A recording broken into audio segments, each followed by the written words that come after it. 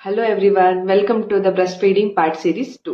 ಇವತ್ತು ನಾವು ಕೊಲೆಸ್ಟ್ರಾಮ್ ಬಗ್ಗೆ ಕೊಲೆಸ್ಟ್ರಾಮ್ ಅಂದ್ರೆ ಮಗು ಹುಟ್ಟಿದ ತಕ್ಷಣ ತಾಯಿ ಎದೆಯಿಂದ ಬರೋ ಹಾಲನ್ನ ನಾವು ಕೊಲೆಸ್ಟ್ರಾಮ್ ಅಂತ ಕರಿತೀವಿ. ಇದನ್ನ ನಾವು ಕನ್ನಡದಲ್ಲಿ ಗಿಣ್ ಹಾಲು ಅಂತ ಕೂಡ ಹೇಳ್ಬೋದು. ಗಿಣ್ ಹಾಲು ಮಗು ಹುಟ್ಟಿದ ನಂತರ ಮೊದಲ 2ರಿಂದ 4 ದಿನದ ತನಕ ಈ ಎದೆ ಹಾಲು ಕೊಲೆಸ್ಟ್ರಾಮ್ ನೋಡೋದಕ್ಕೆ ಹಳದಿ ಬಣ್ಣದಲ್ಲಿ ಇರುತ್ತೆ. ಹುಟ್ಟಿದ ಮೊದಲನೇ ದಿನ ನಿಮಗೆ 40ರಿಂದ 50 ml ಗಳಷ್ಟು ಕೊಲೆಸ್ಟ್ರಾಮ್ ಬರುತ್ತೆ.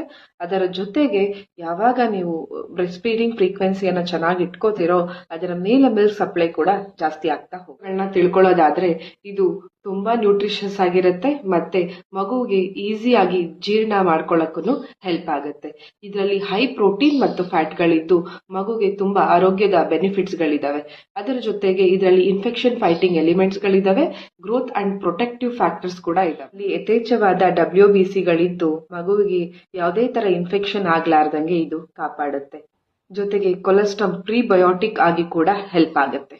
ಹುಟ್ಟಿದ ತಕ್ಷಣ ಮಗುಗೆ ಕೊಲೆಸ್ಟ್ರಾಮ್ ಕುಡಿಸೋದ್ರಿಂದ ಮಗು ಮೊದಲ ಮೋಷನ್ ಅಂದ್ರೆ ಮೆಕೋನಿಯಂನ ಪಾಸ್ ಮಾಡೋದಕ್ಕೆ ಕೂಡ ಹೆಲ್ಪ್ ಆಗುತ್ತೆ.